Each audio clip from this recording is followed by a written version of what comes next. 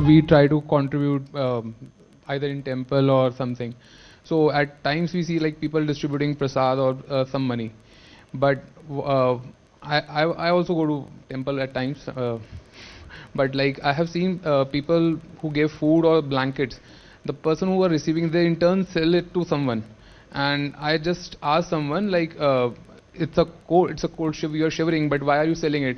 So the lady said, Allah kamaye, Allah de to hum kyun kamaye. So that is such a pathetic reason. I felt like the person who is given charity is making even worse situation. Like they are not even now doing it on their own. So at that time I felt really pathetic. Like one person helping to the society, and another person is taking that help in a wrong way and using it for something like drugs or something. So in a way, whole of the it's like Cat 69 situation. That we'll call it obscene emotion kind of a thing. Yeah.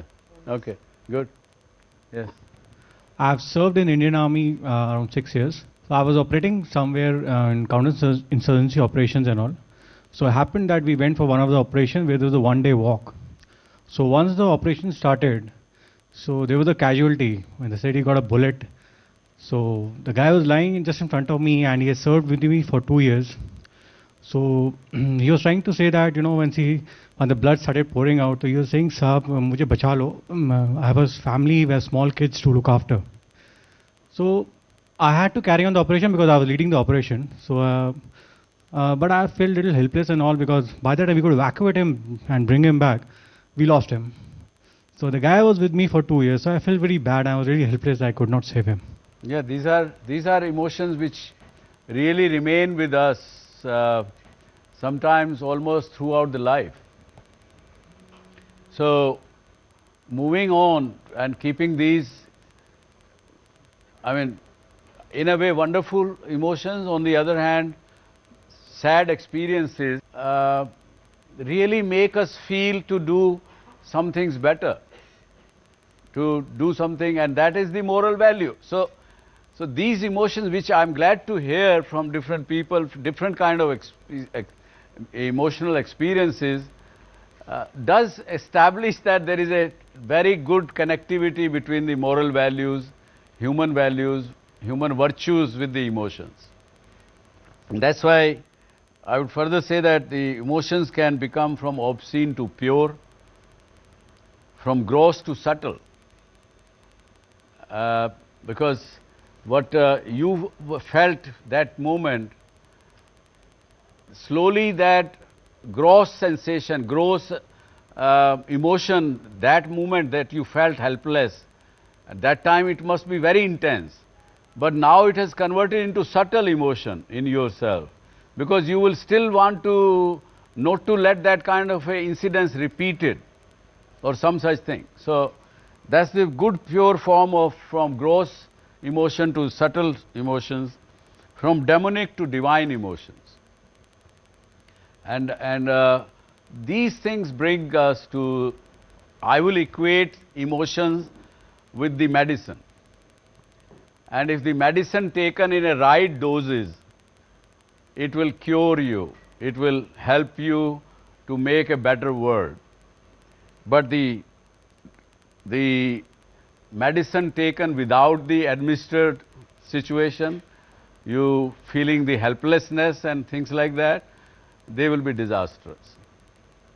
So we do have to convert the helplessness into the measured, administered emotions, is what my conclusion would be on the emotional side of it. Sir, most of the people that have been sharing experiences have been about the among humans.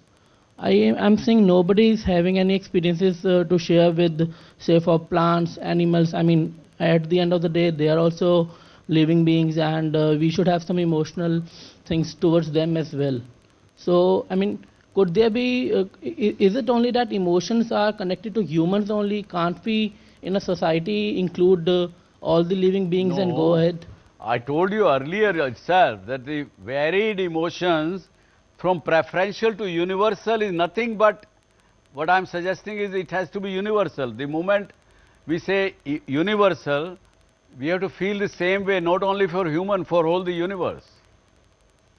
The good emotion is the universal emotion, not the preferential emotion. What you are talking is, many times we prefer to express our emotion from human to human.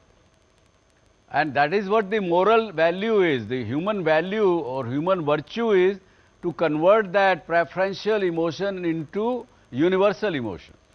Considering the emotions which have been shared by the friends, I am having one question that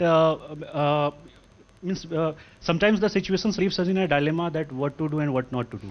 So in that situation, what should be done and how the action should be taken? No, you have to have clarity of thoughts. Because you see, it is not administered emotion that moment. The moment you have confusion, okay, what should I do, what should I not do, that leads us to further chaos, further bad things. And इसी के लिए हम discussion कर रहे हैं to understand the human composition, our minds, the way it reacts, the way it thinks, and how do we should react. So इसी की कड़ी में मैं आपके जवाब शायद इसमें मिल जाए. हमने पीछे बात की, आपको briefly मैंने touch किया, that wisdom is what will make our emotions much more meaningful and remove all kind of confusion. And ignorance is opposite of the wisdom. And where is the ignorance coming from? The lack of information, lack of understanding, and lack of experiences. This is where that leads into ignorance. And ignorance is anti-wisdom. एक Prince किसी अच्छे साधु महात्मा के पास जाता है, उसके पास प्रणाम करने गया है, उससे कुछ शिक्षा लेने के लिए गया है, कुछ समझने के लिए गया है, तो वो उससे पूछता है कि महात्मा आप मुझे बताइए कि परमात्मा क्या है, गॉड क्या है, एंड वेयर इज लाइफ और व्हाट इज लाइफ. तो साधु उससे पूछता है कि भाई तुम कौन हो, मुझे ये तो बताओ जरा पहले, तुम कौन हो.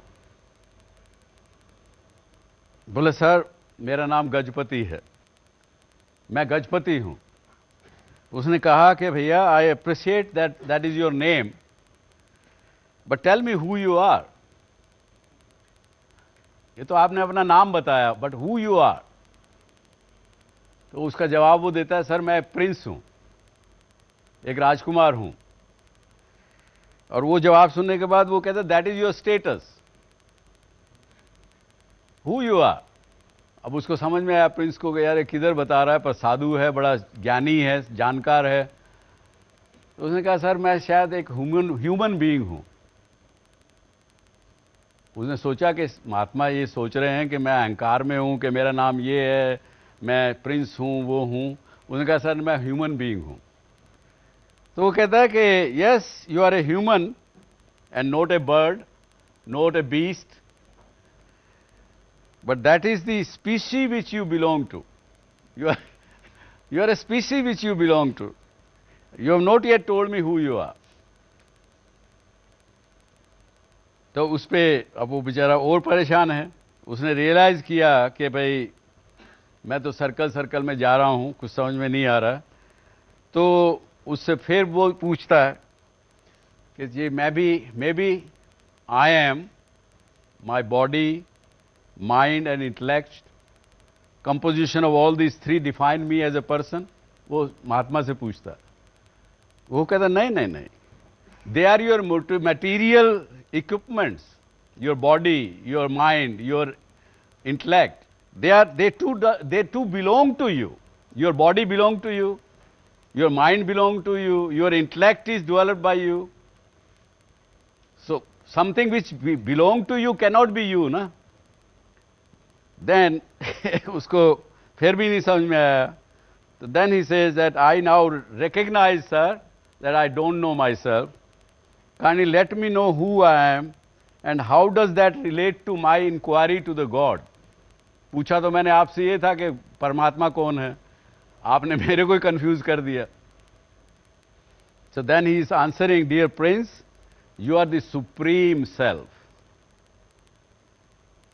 the divine core of your person. The body, mind and intellect are mere vestures enveloping yourself.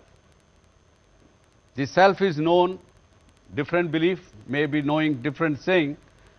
Some belief says that it is Atman in Sanskrit, God in English, Allah in Urdu or something or the other. You will have to find it yourself within through your own introspection, through study, through reflection. So we have to find our true self. The moment we find our true self, all these confusions and all these things will go away.